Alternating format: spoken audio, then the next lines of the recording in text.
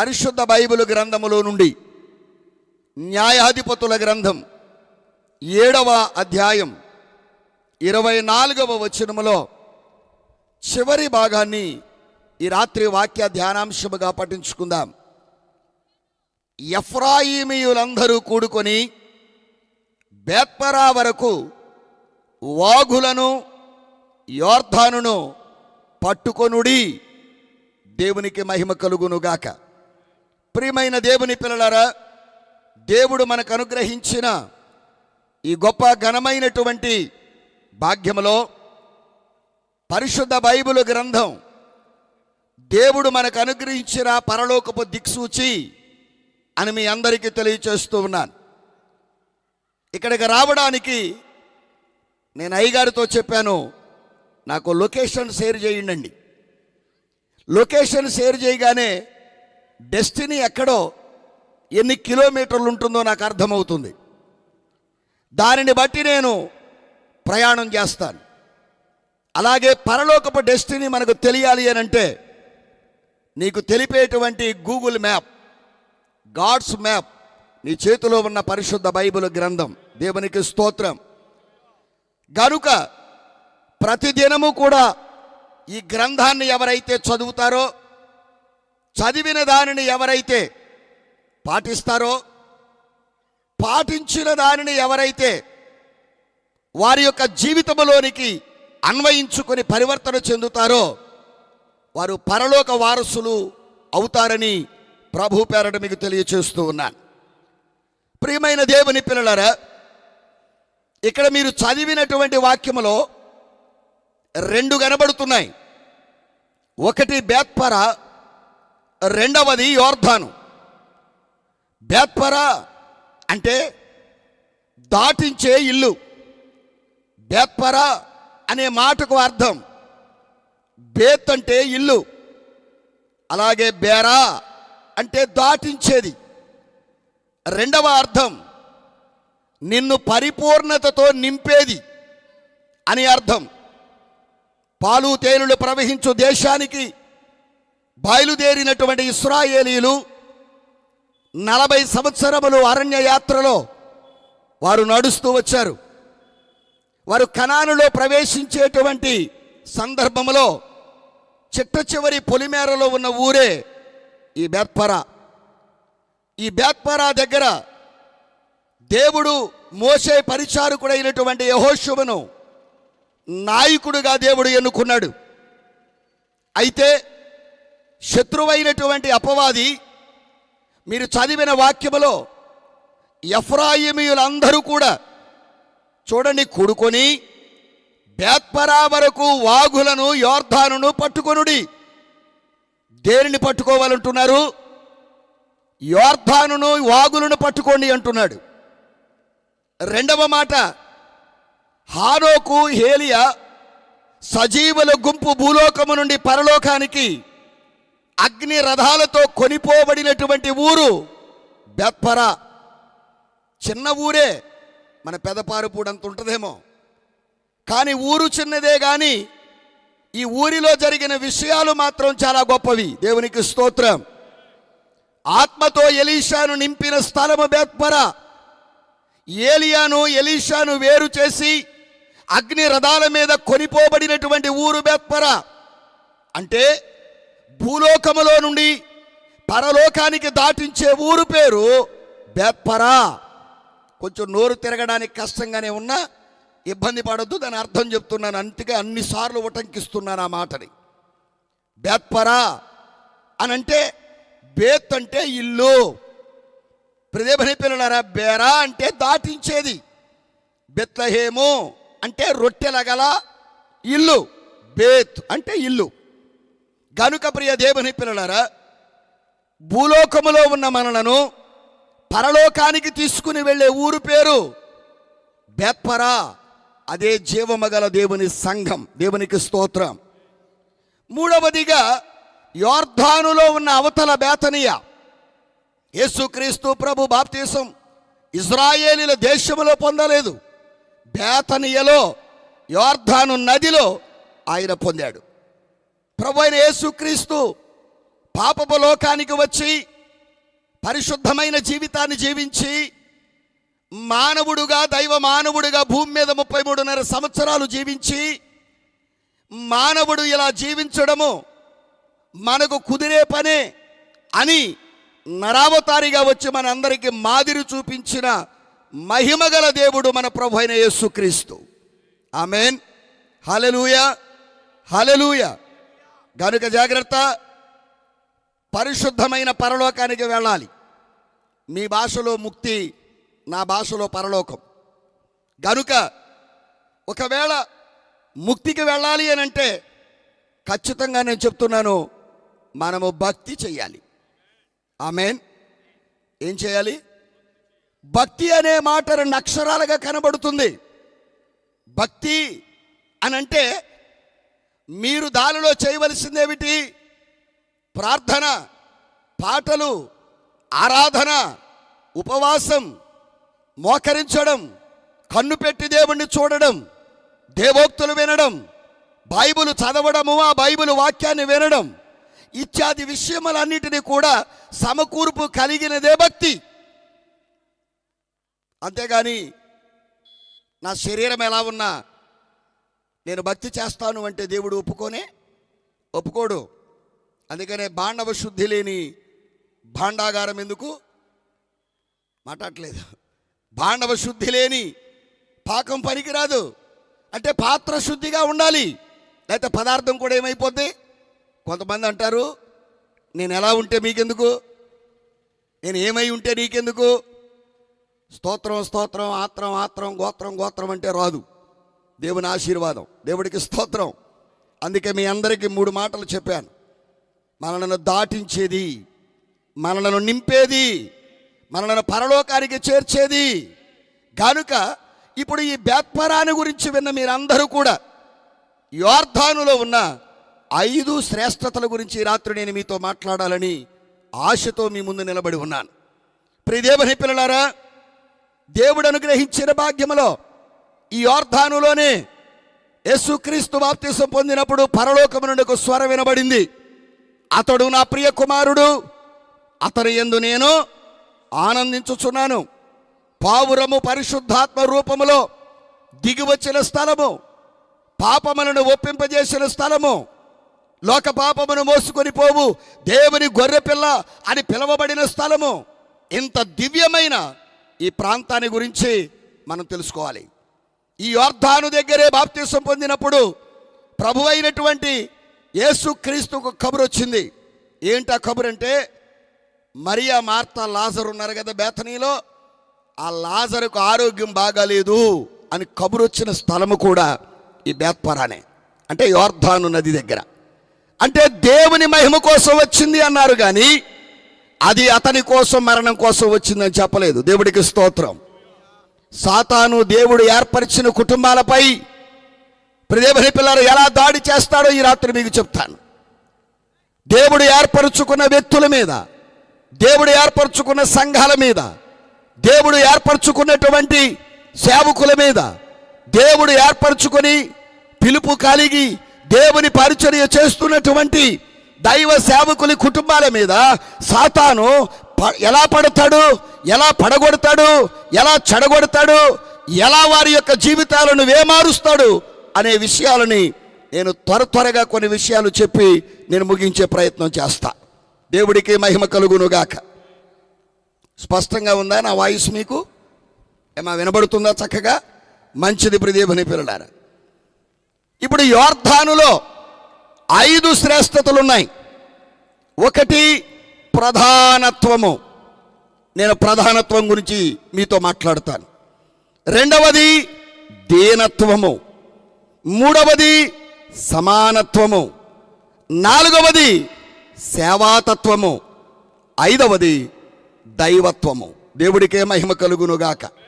నేను చెప్పే వాక్యాలు ఏమై ఉంటాయి అనేది ముందుగానే మీకు ఇచ్చాను. ప్రియ దేవుని పిల్లలారా, దేవుడు మనకు అనుగ్రహించిన ఈ గొప్ప ఘనమైనటువంటి భాగ్యాన్ని బట్టి ఈ వ్యక్తి అంటున్నాడు, మీరు బేత్పరా వరకు వెళ్ళండి, వెళ్ళి యోర్దానును దాని వాగులను పట్టుకోండి. ఎవరైనా, ఏ రాజైనా, ఏ రాజ్యం మీద దండెత్తినా ఎవడైనా నదిని దొంగిలించగలడా? నది నీళ్లను పట్టుకెళ్ళగలడా? మాట్లాడలేదు మీరు.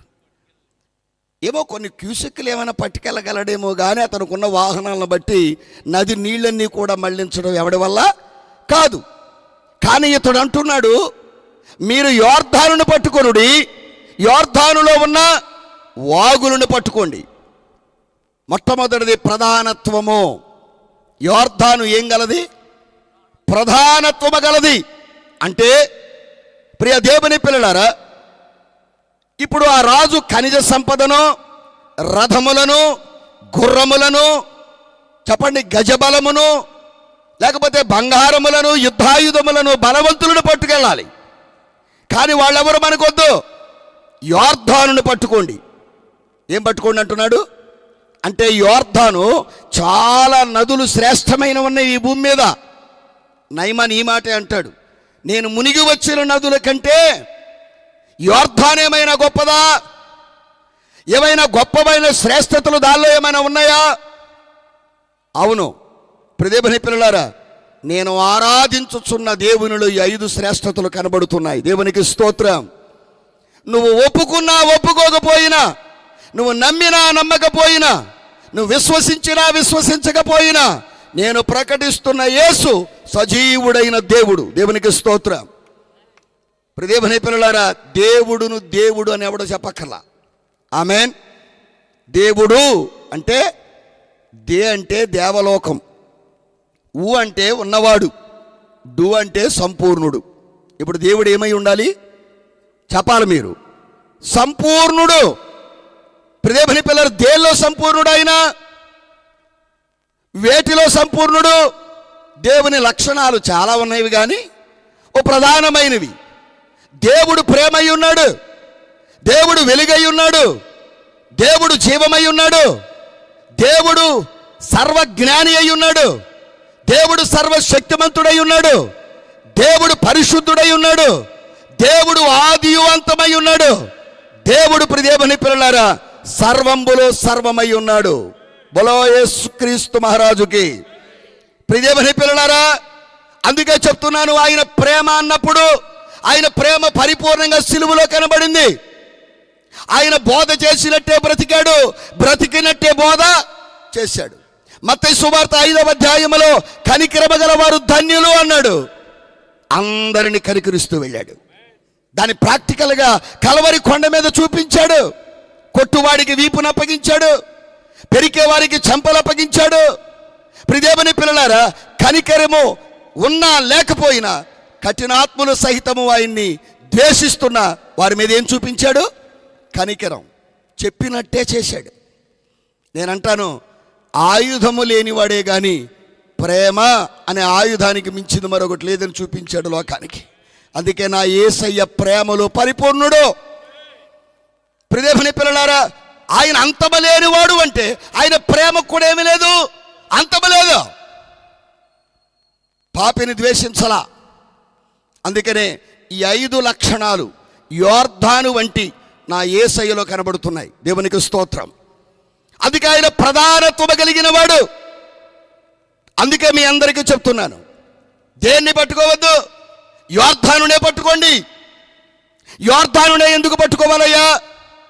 ఏ రాజైనా నీళ్లను దొంగిలించగలడా అంటే మీరే చెప్పారు జవాబు, దొంగిలించలేడు అని. అందుకే మీ అందరికీ చెప్తున్నా, ప్రధానిని కొడితే, చెప్పండి అమ్మా, ప్రధానిని పట్టుకుంటే పని ఏమైపోద్ది? చెప్పండి అమ్మా, సులువైపోద్ది, పాడైపోద్ది. అందుకనే ఇప్పుడు ఒక్కొక్క మాటలోనికి వస్తా. సంఘానికి ప్రియదేవుని పిల్లలారా కాపరి ఎవరు? ప్రధాని వంటి వాడు. అందుకనే ప్రభు అంటాడు కదా మత్తయి సువార్త 10లో, మిమ్మల్ని తోడేళ్ల మధ్యకు పంపుతున్నాను, కాపరిని కొట్టుదురు, గొర్రెలు ఏమైపోతాయి? ఎందుకు? అసలు గొర్రెల్ని చెదరగొట్టొచ్చుగా. గొర్రెలను చెదరగొట్టడాడు ఎందుకు?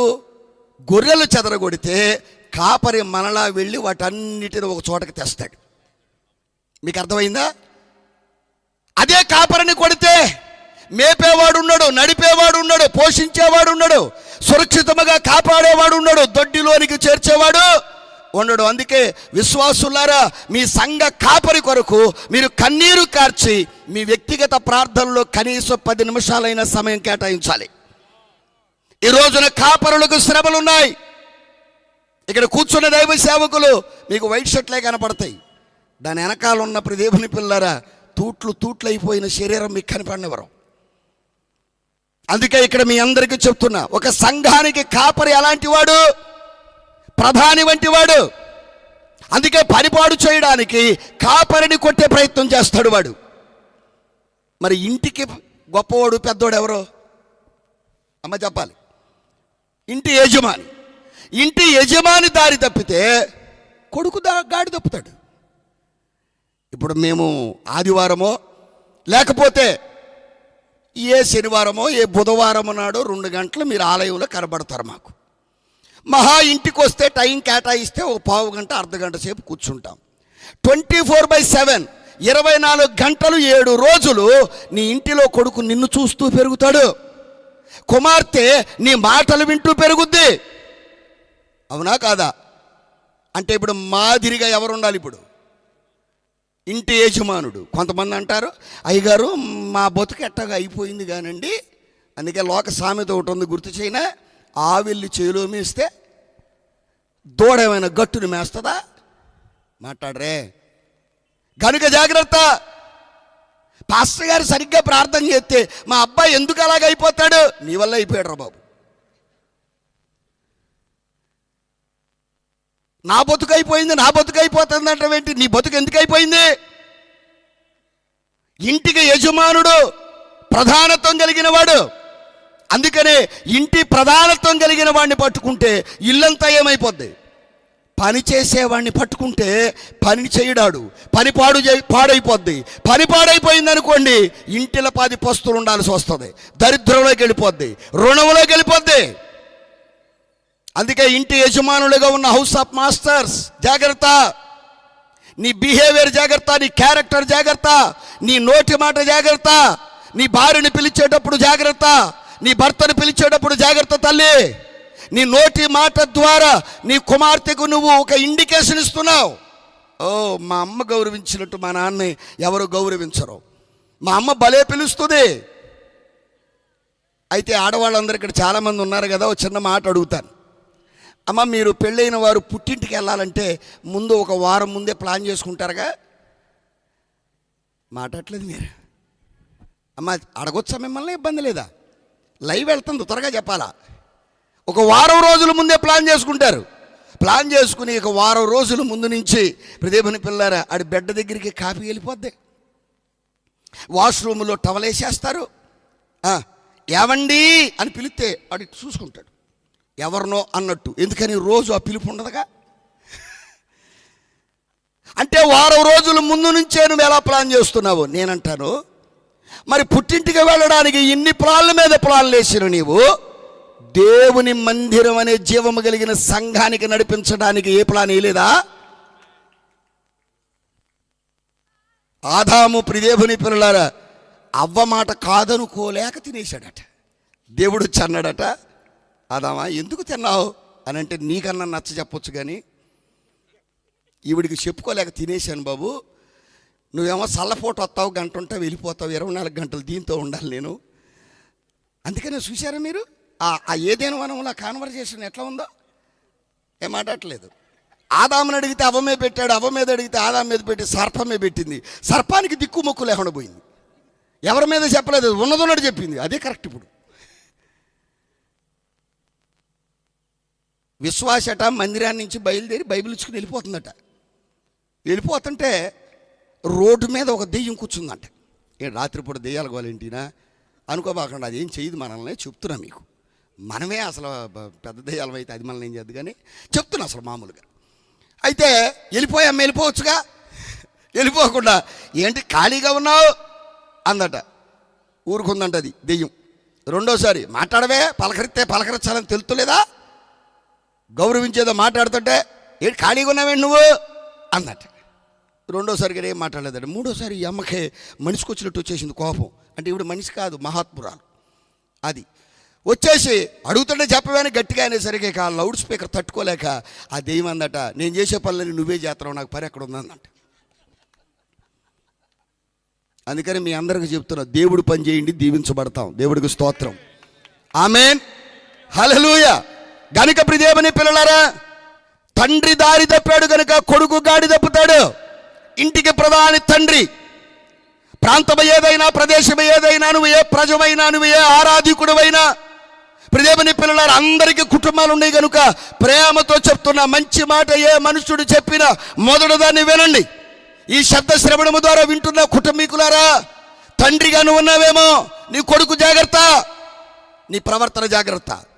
లక్షలు పెట్టి ప్రియదేవుని పిల్లారా నువ్వు విద్యనైతే నేర్పగలవు, లక్షణాలు ఎవడివ్వాలి చెప్పండి అమ్మా. నోరు తెరిచి ప్రియదేవుని పిల్లలు 6వ నెల 6వ రోజు నుంచి మటన్ తినేసాం, చికెన్ తినేసాం, దంతాలు నొప్పి లేదు, పళ్ళు నొప్పి లేదు. 6వ నెల 6వ రోజు అన్నప్రాసన జరిగిన దగ్గర నుంచి ఇప్పుడు 60 ఏళ్ళు వరకు తింటానే ఉన్నాం. టన్నులు తినేసాం మాసం.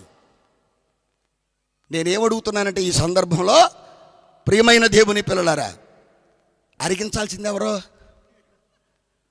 తింటాం నీ పనే, అరుగుదల ఎవరు ఇవ్వాలి? ₹1,00,00,000 ఇల్లు కట్టా, మనశ్శాంతి ఎవడివ్వాలి? స్లీప్ వేళ బెడ్ వేసా, నిద్ర ఎవడివ్వాలి?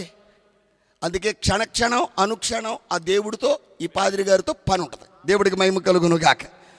అందుకని మీరు ఎవరి దగ్గరైనా అబద్ధాలు ఆడండి, కానీ దేవుని పిల్లరా పాస్టర్ దగ్గర, డాక్టర్ దగ్గర, పోలీసుడి దగ్గర అబద్ధాలు ఆడబాకండి. ఆమేన్, హల్లెలూయా. ఎందుకనంటే దేవుని పిల్ల డాక్టర్ దగ్గర అబద్ధం ఆడి రోగం దాచేవనుకో లేనిపోయిన మంది ఇస్తాడు. పాస్టర్ గారి దగ్గర లేనిపోయిన అబద్ధం ఆడావనుకోండి, లేని దానికి ప్రార్థన చేస్తాడు.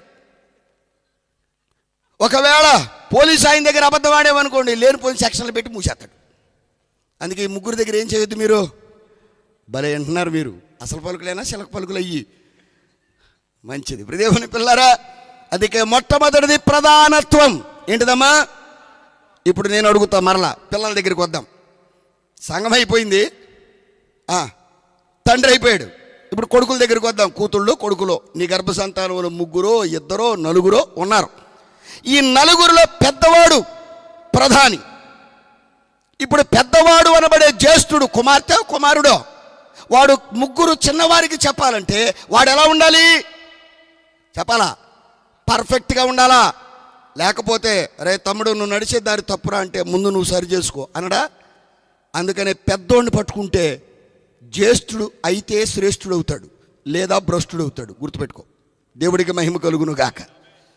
అది అయితే శ్రేష్ఠుడు అవుతాడు, లేకపోతే ఏశావులాగా భ్రష్టుడైపోతాడు.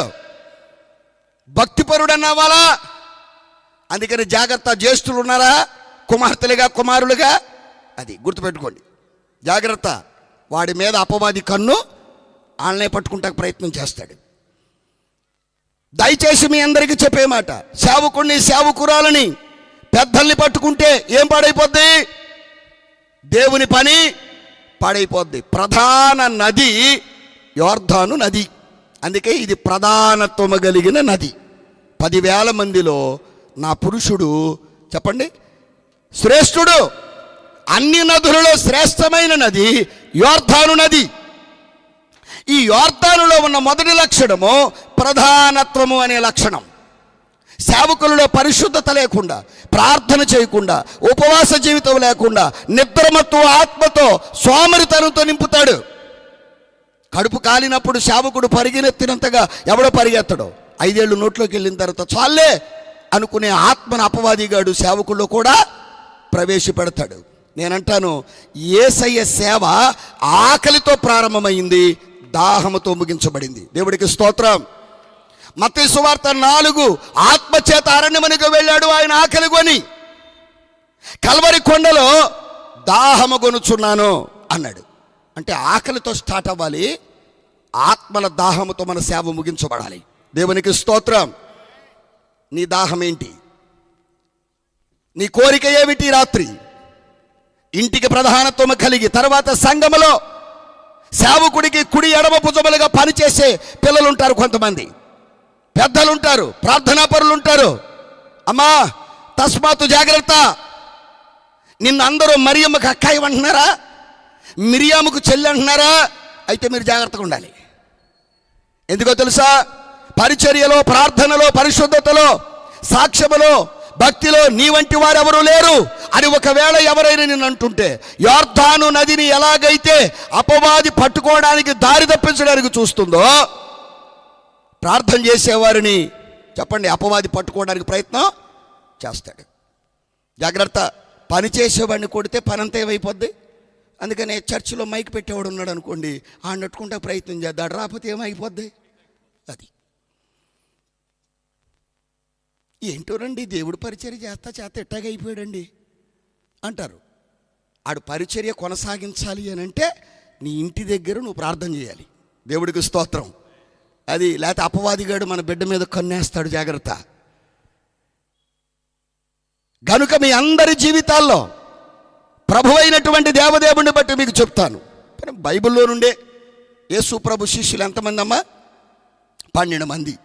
12 మంది శిష్యులలో పెద్దవాడెవరు అంటే పేతురు. మనందరికీ తెలిసిన మనిషి ఆయన. ఆకారంగా చూడపోయినా లక్షణాలను బట్టి మనం ఆయన్ని పేతురు అని అంటాం. ఇప్పుడు 12 మందికి ప్రధాని, రేపు సంఘానికి దేవుని పిల్లలారా కట్టబడేటువంటి, ఆ బండ మీద కట్టబడేటువంటి వ్యక్తి ఎవరు అంటే చెప్పండి? పేతురు. యేసుక్రీస్తు ప్రభువు 12 మందిలో 3 గెత్సేమనే వనానికి తీసుకెళ్ళి, నా కొరకు ఈ రాత్రి ఇక్కడుండి మీరు ప్రార్థన, ఏ రోజున ఏ క్షణంలో కూడా యేసయ్య వారిని సహాయం ఎరగడం, అడిగితే వాళ్ళకే సహాయం చేశాడు. కానీ ఏ రోజున నా కొరకు ఇది చెయ్యండి అని అడిగిన యేసయ్య కాదు ఆయన. కానీ అప్పగింపబడు ముందు రాత్రి, అంటే గుడ్ ఫ్రైడేకి ముందు రాత్రి ఆయన గెత్సేమనే అనబడే చోటికి వెళ్ళాడు. గెత్సేమనే అంటే గానుగా. ఆ గానుగులో ఆయన కానుకైపోవడానికి వెళ్ళాడు. ఆ వెళ్ళిపోయిన యేసయ్య పేతురుతో అన్నాడు, ఇక్కడుండి నా కొరకు మీరు ప్రార్థన.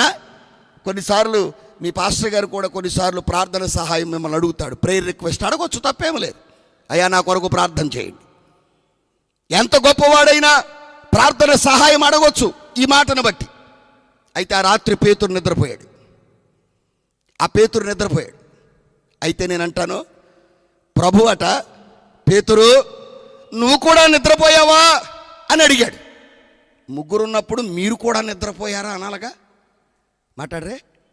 కానీ పేతురు ఒక్కనే లేపి నువ్వు కూడా నిద్రపోయావా అని పేతురునే ప్రత్యేకంగా ఎందుకు ఆయన పాయింట్అవుట్ చేశాడు అంటే, రేపు ఈ సంఘాన్ని నడిపించవలసింది ఎవరు?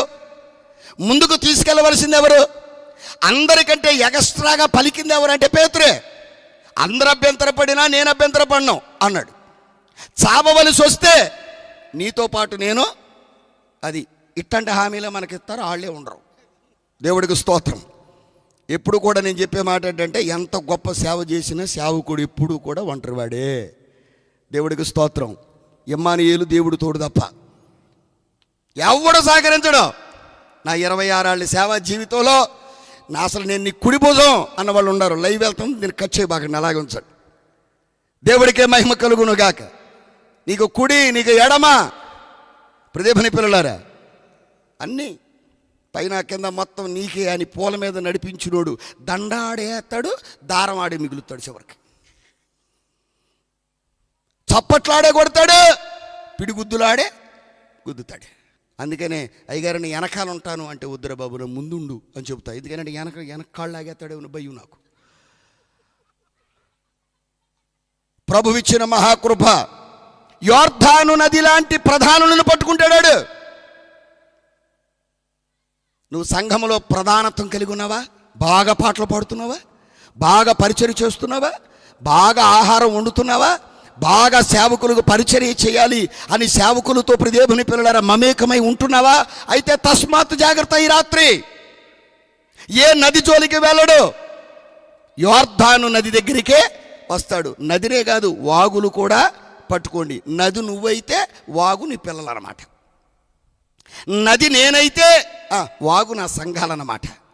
నది యేసయ్య అయితే వాగులు మనం అన్నమాట. దేవుడికి మహిమ కలుగును గాక. చిన్న చిన్న దేవుని పిల్లల గులకరాళ్ళు, బండరాళ్ళు మూటలేస్తే ప్రవాహం ఆగదా? నా యేసయ్య ప్రేమ రాజ్యపు యొక్క వాక్య ప్రవాహం ఈ రోజుతో ఆగిపోయేది కాదు. ఆటంకాలు ఎన్నొస్తే అన్ని అద్భుతాలు చేసే దేవుడు నా యేసయ్య. ఆటంకాలు వస్తే ఆగిపోయేది కాదు సేవ. ప్రియమైన పిల్లారా, అభ్యంతరాలు రాక మానవ్, కానీ ఏ మనుష్యుడి వల్ల అభ్యంతరాలు వస్తాయో ఆ మనుష్యుడికి శ్రమ. దయచేసి సంఘానికి అభ్యంతరంగా ఉండవద్దు. దయచేసి గ్రామంలోనైనా, ప్రియమైన పిల్లలు మీ ఇంటిలోనైనా, మీ సేవకుడి దగ్గరైనా, మీ సంఘం దగ్గరైనా మీరు ఏనాడు కూడా నీకు ఇష్టం లేదు ప్రియమైన పిల్లరా తగ్గించుకుని వెళ్ళిపో. అంతేగాని అభ్యంతరమైన మాటలు ఏనాడు కూడా. ఇప్పుడు పేతురు కోసం ఆ రాత్రి గత్సేమనే వనములో యేసయ్య ఏం చేశాడో తెలుసా? విసుగుదల చెందలా. ఈ ఒక్క రాత్రి అడిగితే పెద్దోడయ్యుండి నువ్వే నిద్రపోతున్నావు, నీతో పాటు అందరు నిద్రపోతున్నారు, పేతురు ఏం మనిషివి అల్లా మనమైతే అంటాం. కానీ యేసయ్య తట్టి లేపి ఆత్మసిద్ధమే, శరీరం బలహీనం అని చెప్పి ముమ్మారు వెళ్ళి ఆయన ప్రార్థన చేశాడు. వచ్చి అంటాడు, పేతురు నువ్వు శోధనలో పడకుండా నీ కొరకు నేను విజ్ఞాపన చేశాను. అయ్యా ఏం జరిగింది అని పేతురు అడిగితే, నేను విజ్ఞాపన చేశాను గనుక నువ్వు సాతాను జల్లించే చేటలో నుంచి నీకు విడుదల వచ్చింది అన్నాడు. దేవునికి స్తోత్రం. ఈ పేతురే అపోస్తుల కార్యముల గ్రంథం 2వ అధ్యాయానికి వచ్చేసరికి పర్ణశాలల పండుగలో 50 లక్షల మంది వచ్చిన వాళ్ళందరి ఎదుట నిలబడి ధైర్యముగా బోధ చేశాడు. 3,000 మందికి బాప్తిసం ఇచ్చాడు. దేవునికి స్తోత్రం. అందుకే చెప్తున్నా, నీ బలహీనత వైపు చూడొద్దు, దేవుని బలం వైపు చూడు. ఆమేన్. అమ్మా నేను చెప్పే వాక్యం అర్థమవుతుందా? నేను మొదటి మాటలోనే ఉన్నాను, మీరేమీ నోరు తెరుతులేదు. నన్ను మోగోళ్ళను స్వస్థపరిచే వరం నాకు లేదు. అది ఒకసారి అందరూ హల్లెలూయా చెప్పండి. ఉన్నారు. అది కానుపాట అయిపోయిందా? అవలేదా? అది ఎవరైనా ఆరోహణం అవ్వాలనుకుంటే కానుకేసాక అవ్వండి. సరే, మంచిది, దేవుడు అనుగ్రహించిన భాగ్యాన్ని బట్టి. అందుకని భూమిని తలక్రిందులు చేసే బోధ చేశాడు ఎవరు చెప్పండి అమ్మా? పేతురు. దేవుడి కోరిక వేరు. దేవుడి కోరిక పేతురు మీద ఎలా ఉందో సాతాను గడికి బాగా తెలుసు. నీ గురించి నీకు తెలియదు. ఎలా చెప్పగలరండి అయ్య గారు? సాతానికి ఎట్ట తెలుస్తుంది అన్నువంటే ఒక చిన్న మాట మీకు ఉదాహరణగా చెప్తా. బైబిల్లో నుండే యోబు చుట్టూ కంచేసిన సంగతి యోబుకు తెలియదు. యోబు చుట్టూ కంచేసిన సంగతి యోబుకు తెలియదు. కానీ ఈ అపవాదిగాడు పరలోకి వెళ్ళి అంటాడు, యోబు గ్రంథం 2వ అధ్యాయం 2వ వచనంలో, నువ్వు అతను చుట్టూ కంచేసావుగా. అంటే నువ్వు చుట్టూ ఏ కంచేశాడో దేవుడు అపవాదిగాడికి బాగా తెలుసు. అది రక్తపు కంచె, అది వాక్యపు కంచె, అది స్తుతి కంచె, అది ప్రార్థనా కంచె, లేకపోతే సేవకుడు కన్నీరు కంచె, నీకు తెలియదు. అది బయటికి వెళ్ళి సురక్షితంగా నువ్వు రాగలుగుతున్నావంటే నీ సంఘములో నీ కొరకు ప్రార్థన చేసే తల్లులు తండ్రులు ఉన్నారు గనక. ఈ రోజు వరకు మనం బతుకున్నామంటే మనకు కనబడకుండా ఎవరో మన కొరకు కన్నీరు కారుస్తున్నారు. ఈ ఉద్యమం ఇలా ఉన్నాడు అంటే దానికి కారణం అదే. అందుకే మీ అందరికీ చెప్తున్నా, విజ్ఞాపన వీరులు కావాలి సంఘములో. యవనస్తులు పడిపోకుండా సంఘములో ప్రార్థనా యోధులు లేపబడాలి. పేతురుడి గురించి యేసయ్య వేడుకున్నాడు, పేతురుకు విడుదల వచ్చింది. 3,000 మందికి బోధ చేశాడు. ఇంకా చెప్పాలి అనంటే పేతురయ్య గారి గురించి, ఆయన పామరుడు, జాలరి, నీచువాడు, నాగరికత తెలియనివాడు, భాష సరిగా రాదు, బట్టలు కూడా వాళ్ళు సరిగ్గా వేసుకోరు. అలాంటి పేతురు, ప్రియమైన పిల్లలారా, భూమి పంచభూతాలు మహావేంద్రముతో లయమైపోతాయి అని శాస్త్రజ్ఞులకు అర్థం కానటువంటి వాక్యాలు 2 పత్రికలు రాశాడు. దేవుడికి మహిమ కలుగును గాక. యేసయ్య పట్టుకుంటే అలా ఉంటుంది మన జీవితం అని చెప్తున్నా. అందుకే జాగ్రత్త, సాతాను చేతికి దొరక్కండి, వాడి కంటికి కనబడకండి, వాడి పంటికి ఆహారం కాకండి, వాడి గొంతుకు ముల్లై ఉండండి. అందుకే మీ అందరికీ చెప్తున్నా, యేసయ్య వేడుకున్నాడు, పేతురికి ఏమొచ్చింది? విడుదల. ఏలీ ద్వారా ఘనమైన సేవ జరిగే దినాలవి. బాగా చెప్తా వినండి. ప్రియమైన పిల్లల, షిలోహులో ఏలీ ద్వారా ఘనమైనటువంటి సేవ జరుగుతుంది. దాను మొదలుకొని బెర్షెబా వరకు 854 కిలోమీటర్ల విస్తీర్ణం. సమూయేలు మాట ఒక్కటి కూడా తప్పిపోయే పరిస్థితి లేదు. అలాంటి సందర్భంలో ఆ రాజ్యంలో ఎంతమంది యవనస్తులు లేరు. కానీ ఏలీ కొడుకులను పట్టుకున్నాడు అపవాదిగాడు. ఎవరి కొడుకుల మీద దాడి చేశాడు? యాజకుని కొడుకుల మీదకి వచ్చాడు. ఏలీ గొప్పవాడు, శ్రేష్టమైన వాటిని దేవుడికి ఇచ్చాడు. దేవుడికి ఇవ్వవలసిన శ్రేష్టమైన దాన్ని వీళ్ళు తినేసి మిగిలిన శేషాన్ని దేవుడికి ఇవ్వడం మొదలుపెట్టారు. ప్రియమైన దేవుని పిల్లలారా, అందుకే మీ అందరికీ తెలియచేస్తున్నా, దేవుడికి ఇవ్వాల్సిన శ్రేష్టమైన సమయాన్ని దేవుడికి ఇవ్వండి. అది మీ సమయంగా వాడుకోవద్దు. దేవుడికి స్తోత్రం. అందుకనే ఒకవేళ సేవకులమైన మేము కూడా బలంగా ప్రార్థన చేసుకోవాలి. మన పిల్లల మీద వాడు ఏం చేస్తాడు? ఏలీ పిల్లల మీద, సమూయేలు పిల్లల మీద, దేవుని పిల్లలు దావీదు గారి పిల్లల మీద ఏం చేశాడు? దాడి చేశాడు. తండ్రులు గొప్పవారు, పిల్లల దగ్గర ఓడిపోయారు. అందుకే జాగ్రత్త. సేవ సేవ సేవ అని మనం కుటుంబాన్ని ఏం చేయకూడదు? నిర్లక్ష్యం చేయకూడదు. సేవ ఎంత ప్రాముఖ్యమో కుటుంబం కూడా అంతే ప్రాముఖ్యం. హల్లెలూయా. అది కనుక జాగ్రత్త. ప్రభువిచ్చిన మహాకృపలో దేవుని ఎదుట పవిత్రమైన కన్యకలుగా బ్రతకాలి. అపవిత్రత మనలో ఉండకూడదు. సంఘములో యవనస్తులందరి కొరకు నువ్వు ప్రార్థన చేయాలి. నీ బిడ్డ ప్రధానిగా ఉండాలి. నీ ఇంటిలో నీ కొడుకు ప్రధానుడిగా ఉండాలి. నిన్నందరూ గౌరవిస్తుంటే, నిన్నందరూ ఘనపరుస్తుంటే, నిన్నందరూ దేవుని పిల్లలు ప్రేమిస్తుంటే అపవాదిగాడు వచ్చి నిన్నే పట్టుకోవాలనుకుంటాడు. ప్రార్థన చేసేవాడు జోలికి వస్తాడు, కానీ ప్రార్థన చేయనోడు జోలికి ఎందుకు వెళ్తాడు? ఆడు పార్టీయేగా. ఆడి పార్టీ వాడు ఎందుకు కొట్టుకుంటారు? ఎందుకు పట్టుకుంటారు? మాట్లాడతలేదు. ఏ పార్టీ వాడికి కావాల్సింది ఆ పార్టీ వాడు ఏం చేస్తాడు? ఇస్తాడు. మేము ఏసు రక్తమే చేయం, ఏటమాసమే బలమే. ఇంకా అంతకుమించి నేను చెప్పేది ఏం లేదు. దేవుడికి మహిమ కలుగును గాక. అందుకే మీ అందరికీ నేను చెప్పే మాట ఏంటంటే, నిన్నందరూ పొగుడుతున్నప్పుడు, నిన్నందరూ గౌరవిస్తున్నప్పుడు, నిన్నందరూ ఇలా చేస్తున్నప్పుడు, అక్క నువ్వు మరియమ్మవే అన్నారనుకో, అట్టగేనమ్మా అని నేల మట్టుకు తగ్గించుకో. ఆకాశమంత ఎత్తు దేవుడు ఎత్తుతాడు. దేవుడికి స్తోత్రం. ఒక్కొక్క అమ్మకి ఇప్పుడు దేవుని పిల్లరా, పాస్టర్ గారు మైక్ ఇచ్చి ప్రార్థన చేయమ్మా అన్నాడు అనుకోండి, ఇక మైక్ ఇవ్వగానే ఈవిడ మరియమ్మ అయిపోద్ది. మీకు అర్థమవుతుందండి? అది మా సంఘంలో ఒక ఆవిడ ఈ మధ్యకాలంలో సచివాలయం పోస్టులు పడితే, గత ప్రభుత్వంలో సచివాలయం పోస్టులు పడితే, ఆ సచివాలయం పోస్టులు దేవుని పిల్లరా ఇట్లా మరియమ్మ అని ఉంటే నీకు ఇవ్వమమ్మా అన్నారంట. ఆ మాకు కొంచెం దీర్ఘం పెట్టి మారమ్మ అనిట్టుకుంది.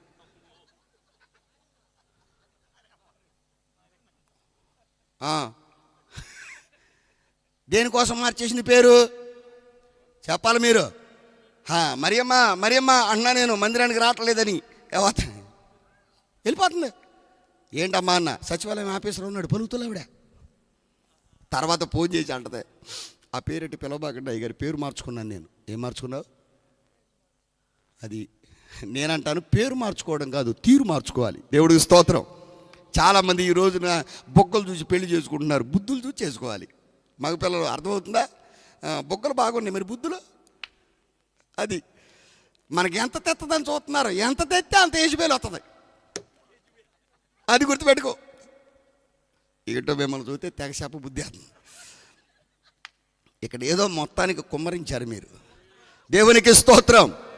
అందుకని మీ అందరికీ నేను చెప్తున్నా, అపవాదిగాడు ఎవరు అయితే ఈ ఫీల్డ్లో పైకి వద్దామనుకుని కష్టపడతారో రాత్రి మగళ్ళు, సేవకురాలా, ప్రార్థనా పరురాలా, లేకపోతే సింగర్సా, మీరు ఎవరైనా, వాట్ ఎవర్ ఇట్ ఈస్, ఎవరైనా కావచ్చు, అపవాది కాడి కన్ను ఎవరి మీద ఉంటుంది? ఇప్పుడు నేను అడుగుతాను, కాసిన చెట్టు మీద ఉంటుందా, కాయిన చెట్టు మీద ఉంటుందా మన కన్ను? చెప్పాలా? దానికి నీరు పోసావా? మందు వేసావు ఎప్పుడన్నా? అసలు దాని ఇంకా ఎవడు చూడమన్నాను నేను? మరి మాట అయ్యగారు చెప్పొచ్చు, ఇబ్బంది ఏం లేదుగా. సేవకులు మీ పర్మిషన్ తీసుకుని చెప్తారు, ఇబ్బంది ఏం లేదుగా, మీ పర్మిషనే. ఇప్పుడు ఒక మాట అడుగుతాను. ఓ పెద్ద ఆయన దేవుని పిల్లరా ఓ స్థలం కొనుక్కుని దాని చుట్టూ ప్రహరీ గోడ కట్టాడట. రోడ్డు మార్జిన్లో ఉంది కదా, కొంచెం రేపొద్దున ఎప్పుడైనా ఇబ్బంది పెడతారేమోమన్నానని ప్రహరీ గోడ కొంచెం లోపలికి కట్టుకున్నాడు. ఆ లోపలికి కట్టిన సందర్భంలో ఆ ప్రహరీ గోడ బయట ఓ చక్కటి జాంక చెట్టు ఉందట. అది పెరిగి పెరిగి పెరిగి పెద్ద కాయకు వచ్చింది. పెరిగి పెరిగి పెరిగి పెద్ద కాయకు వచ్చింది. జాగ్రత్తగా వినండి.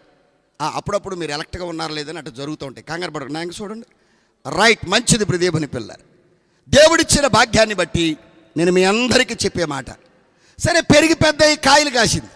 కాయలు కాసిన తర్వాత మీ అందరిని అంటాం ఎందుకు, నాలాంటి వాడే ఒక ఆకతాయోడు రోడ్డు మీద వెళ్ళిపోతా 2 కాయలు కోసాడు. ఈ ఇంటి యజమాని చూసి అన్నాడట, ఏయ్ ఏంటి చెట్టుకాయలు కోతరావు ఏంటంట అన్నాడట. వెంటనే వీడు ఆ 2 కాయలతో పోయేవాడాడు. ఆడు అసలు ఆకతాయోడు కదా, కుర్రోడు కదా, మాట అంటే మరీ రెచ్చిపోతాడుగా. సరే మంచిది, ఎరా సిగరెట్ తాగుతున్నావేంట్రా అన్నాం అనుకోండి, అగ్గిపెట్టుందా అని అడుగుతాడు మనల్ని. మనల్ని చూసి వెనకాల ఎట్టాడు అనుకో, మనకి ఇచ్చిన గౌరవం అనుకుని మెలకుండా ఊరుకుంటామే పాస్టర్లు మనం. అది లేకపోతే సార్ అగ్గిపెట్టేమన్నా తెచ్చారా అని అడుగుతాడు.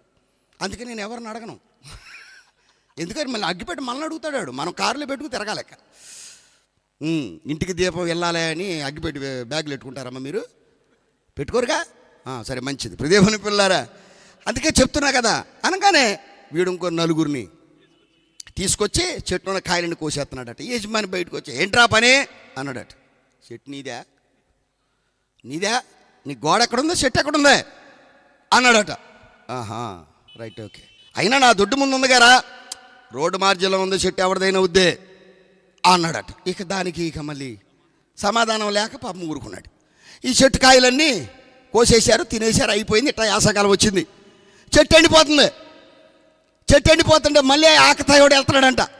వెళ్తామంటే ఇంటి యజమాని పిలిచారా, కాయలు ఉన్నప్పుడు కోసుకు తిన్నావుగా, చెట్టు ఎండిపోతుంది, 4 నీళ్ళు పోయి బకెట్లు అన్నాడట. చెట్టు నాదే?